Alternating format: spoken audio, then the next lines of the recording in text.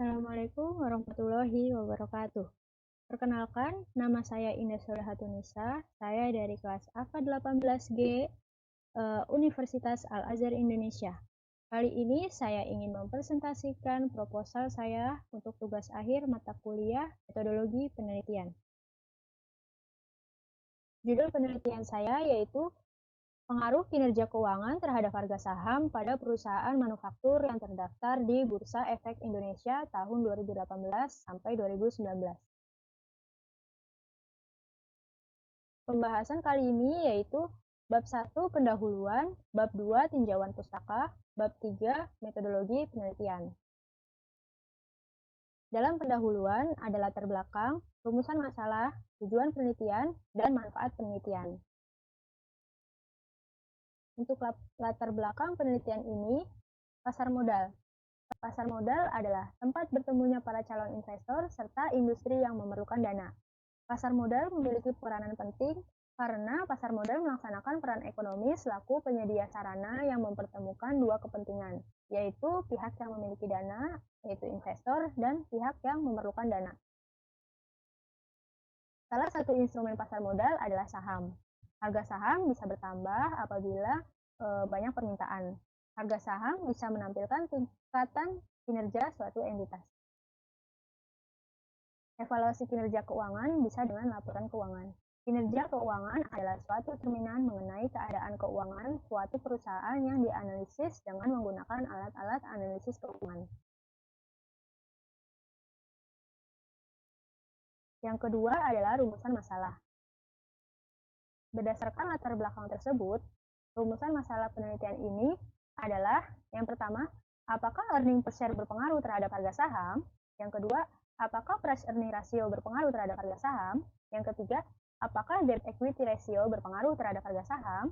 Dan yang terakhir, apakah return on asset berpengaruh terhadap harga saham?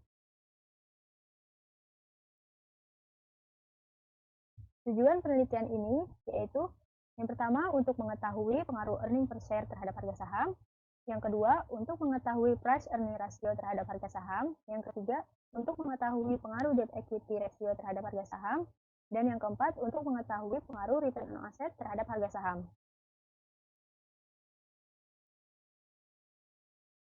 Yang terakhir, manfaat penelitian.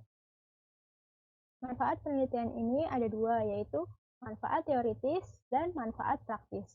Manfaat teoritis akademis yaitu memberikan dukungan, masukan, dan melengkapi penelitian terdahulu dalam bidang yang sama dan untuk akademik, yaitu terutama lembaga pendidikan Universitas Al-Azhar Indonesia. Yang kedua, sebagai bahan referensi bagi peneliti selanjutnya dalam melakukan riset penelitian. Yang terakhir, hasil penelitian ini diharapkan bisa jadi bahan perbandingan untuk peneliti selanjutnya. Manfaat praktisnya bagi investor, hasil penelitian ini diharapkan bisa dijadikan bahan pertimbangan dalam pengambilan keputusan investasi. Bagi perusahaan, diharapkan dapat memberikan masukan dan dijadikan pertimbangan bagi manajemen dalam meningkatkan efektivitas kegiatan operasional perusahaan. Dan bagi universitas dan penulis selanjutnya, hasil penelitian ini bisa dijadikan bahan referensi perpustakaan serta dijadikan bahan pertimbangan peneliti bagi peneliti yang memiliki objek penelitian yang sama.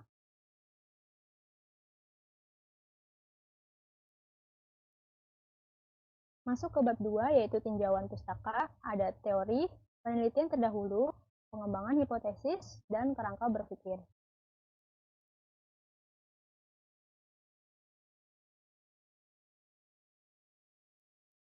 Saham. Saham merupakan surat berharga yang memiliki value. Saham adalah bukti penyertaan modal dari pemberi modal terhadap emiten dan bukti kepemilikan suatu perusahaan dan pemberi modal mempunyai klaim atas penghasilan dan aset perusahaan tersebut. Penyusunan harga saham terjadi karena adanya demand dan supply. Harga saham merupakan value suatu saham yang menggambarkan kekayaan perusahaan yang mengeluarkan saham tersebut. Faktor-faktor yang mempengaruhi harga saham menurut Ricky Setiawan 2011 yaitu yang pertama, faktor non-keuangan.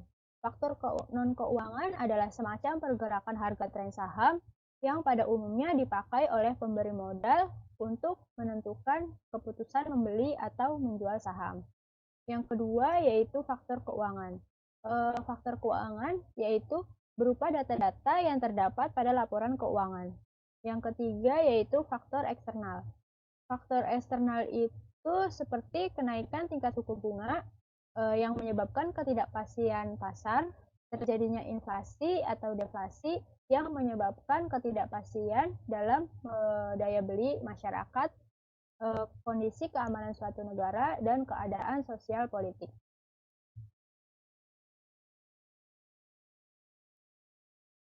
Performa keuangan. Performa keuangan merupakan suatu analisa yang dilaksanakan untuk mengamati sejauh mana suatu entitas sudah melakukan dengan menerapkan peraturan pelaksanaan keuangan secara baik dan benar. Performa perusahaan adalah suatu cerminan seputar keadaan keuangan suatu entitas yang dianalisa dengan alat-alat analisa keuangan, sehingga bisa dikenal tentang baik buruknya kondisi keuangan suatu entitas yang menggambarkan prestasi kerja dalam jangka waktu tertentu. Penilaian performa keuangan untuk mengetahui tingkat likuiditas. Likuiditas memperlihatkan kemampuan suatu entitas untuk menyelesaikan kewajiban keuangan. Yang kedua, untuk mengetahui tingkat solvabilitas.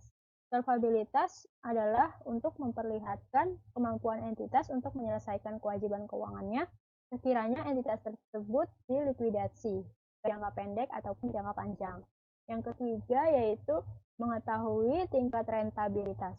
Rentabilitas itu sering disebut dengan profitabilitas untuk memperlihatkan potensi entitas untuk menciptakan laba pada jangka waktu tertentu. Yang terakhir yaitu mengetahui tingkat stabilitas. Stabilitas menunjukkan potensi entitas untuk melaksanakan usaha dengan konsisten.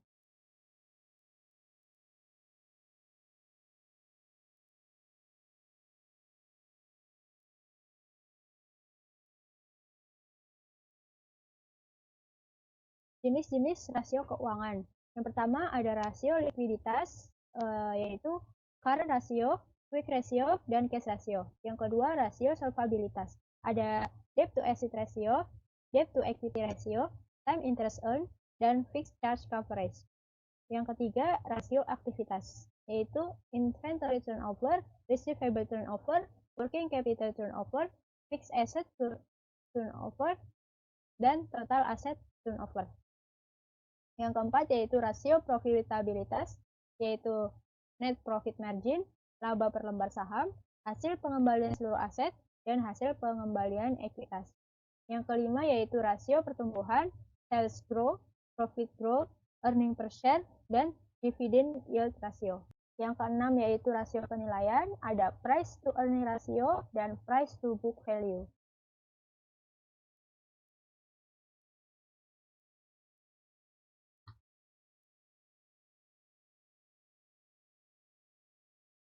Penelitian terdahulu yaitu ada 5.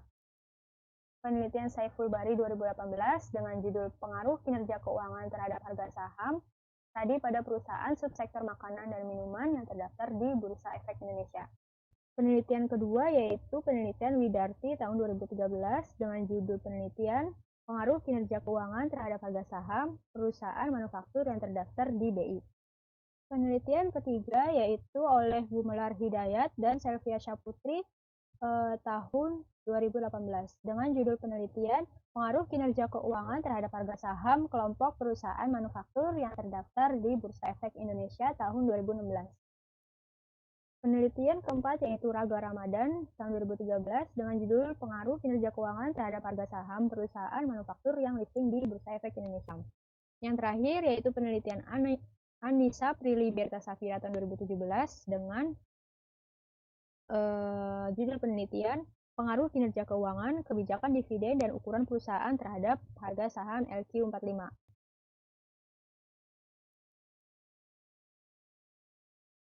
Selanjutnya yaitu pengembangan hipotesis. Pengembangan hipotesis penelitian ini yaitu H1, earning per share berpengaruh positif terhadap harga saham. H2, price earning ratio berpengaruh positif terhadap harga saham. H3, debt to equity ratio berpengaruh positif terhadap harga saham. Dan H4 yaitu return on asset berpengaruh positif terhadap harga saham.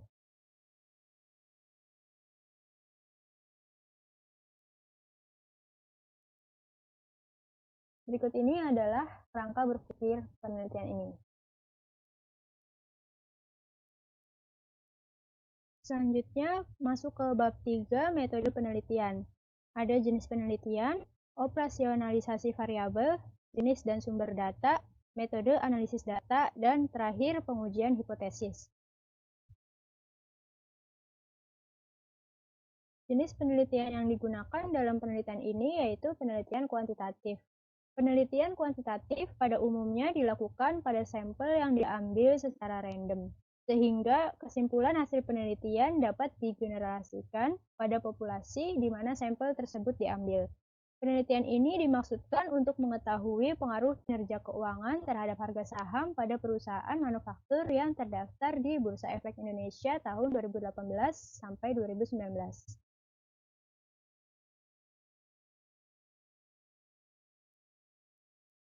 Selanjutnya, operasionalisasi variabel. Variabel earning per share bisa didapat dengan laba bersih setelah pajak dibagi dengan jumlah saham beredar dikali 100. Variabel price earning ratio bisa didapat dari harga saham dibagi earning per share dikali 100.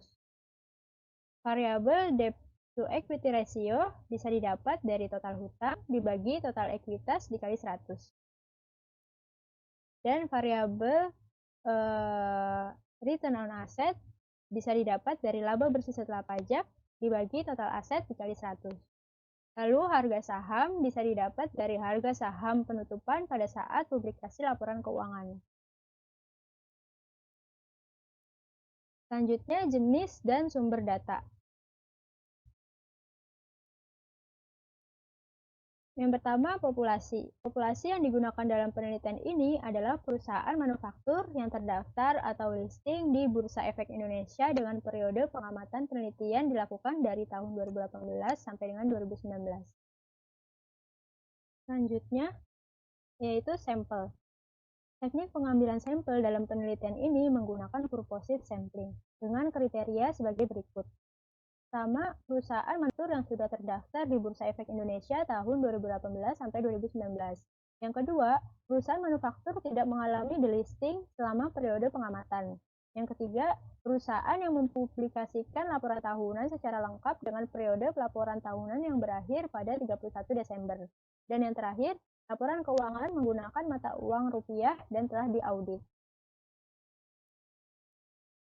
Yang terakhir adalah teknik pengumpulan data.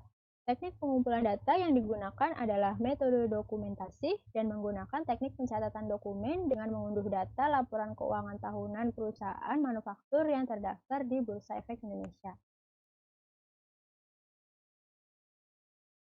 Selanjutnya yaitu metode analisis data. Metode analisis data yang dilakukan pertama yaitu uji asumsi klasik. Uji asumsi klasik pertama dilakukan uji normalitas.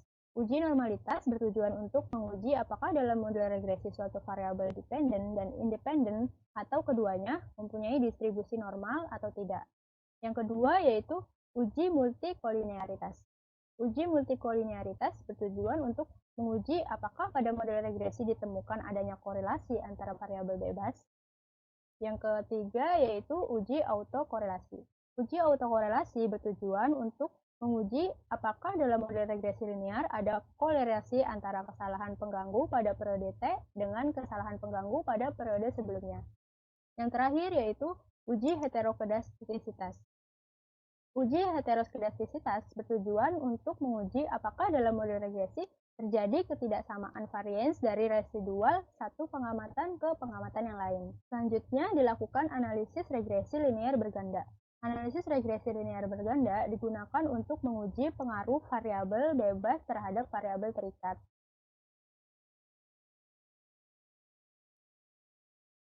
Yang terakhir yaitu pengujian hipotesis.